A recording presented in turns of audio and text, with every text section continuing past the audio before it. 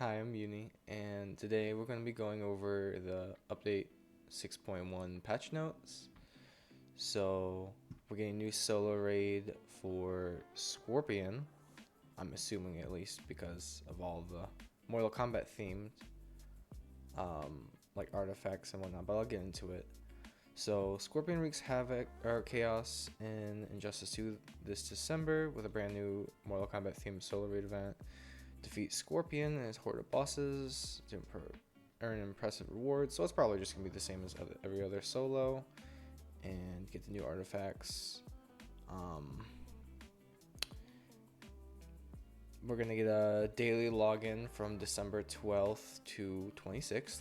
And that's always welcome. Then we have the new Aquaman movie coming out December 22nd. So we're going to get a movie celebration pack and then special Aquaman events like Justice League Aquaman's arena, and then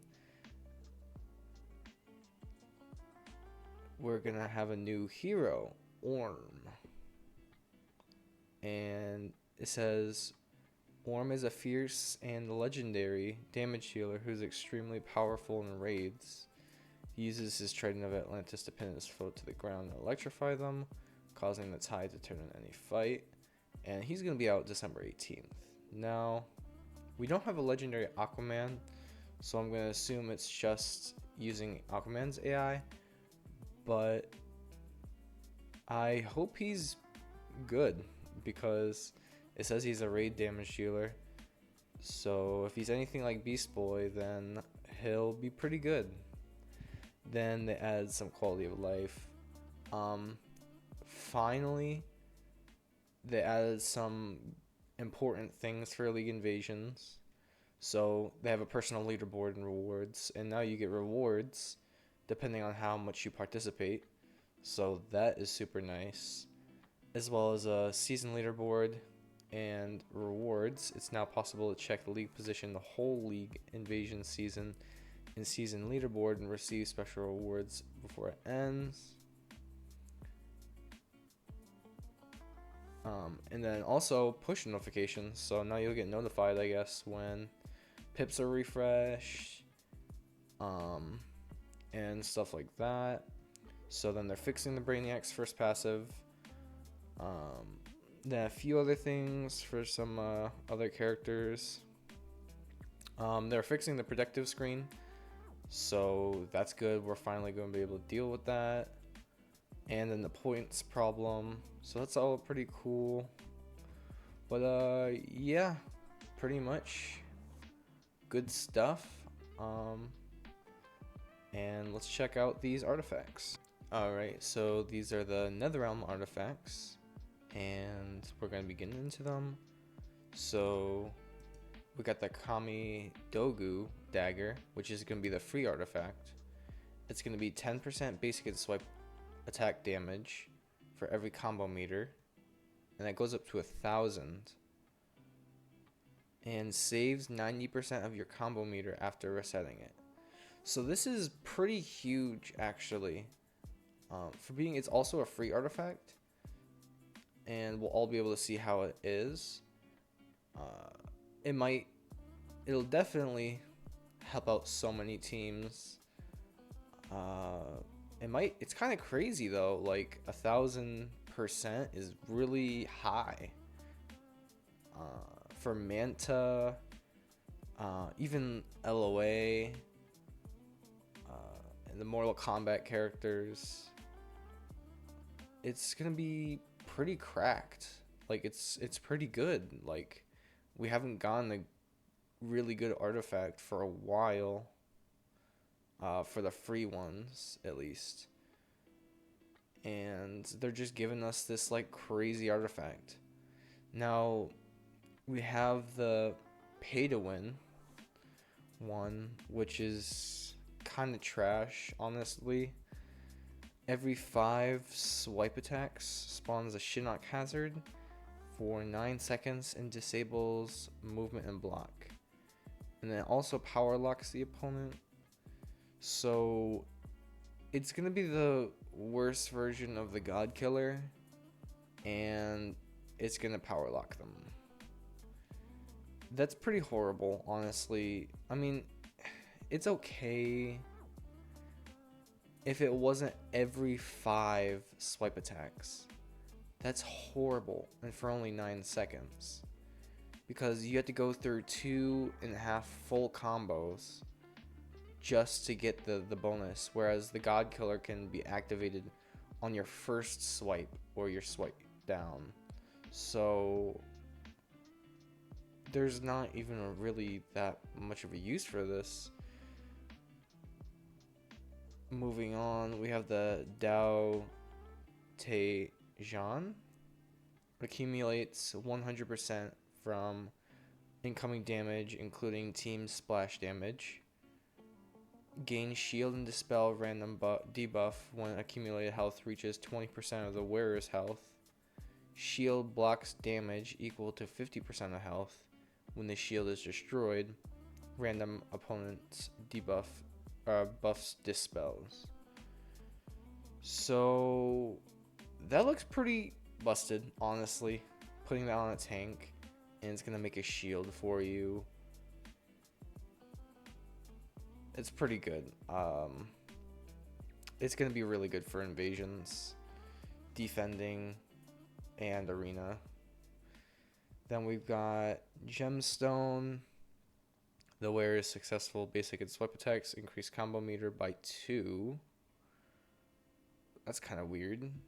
Successful specials with 2 combo meter inflict 20 combo meter. Inflict Gemstone debuff for 30 seconds.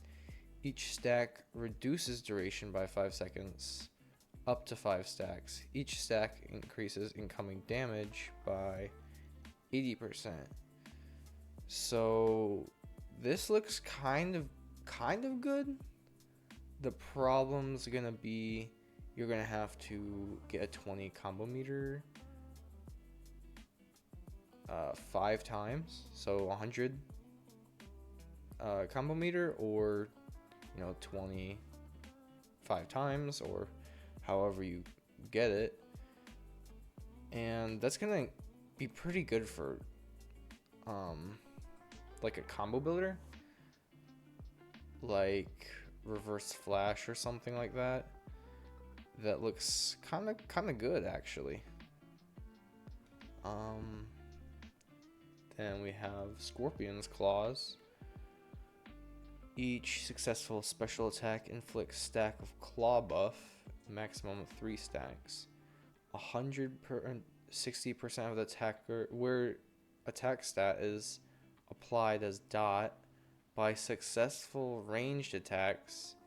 Each claw stack for 10 seconds. Every ranged attack resets claw buff. Each claw stack gives 24% chance to reflect stun that affects raid bosses. Burn and blind, and 5% defense that exceeds the cap up to 90. So this is a lot to take in. Unfortunately, it's dot is gonna be by range attacks. It's pretty bad,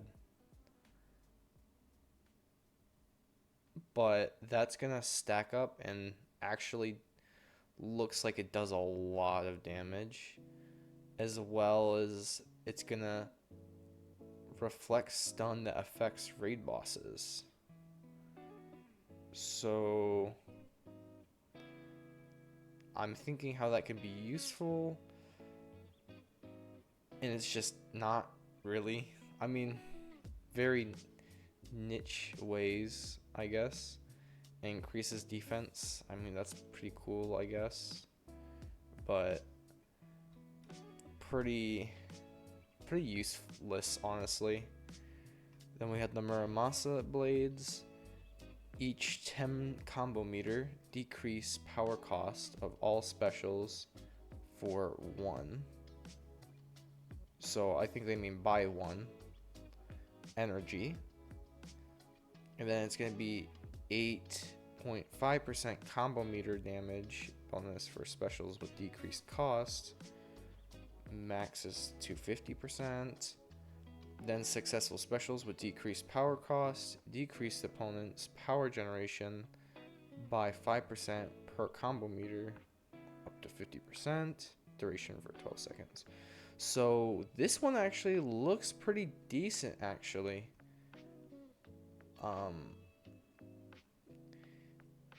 It's not like super useful all the time, but if you're ever using like a combo builder or anything like that, it looks like it can be pretty decent, you know. It's gonna give you the power cost reduced by 1 for every 10 combo meter, and it doesn't say it has a max, so I'm assuming it can go all the way to 0, and that's pretty cool.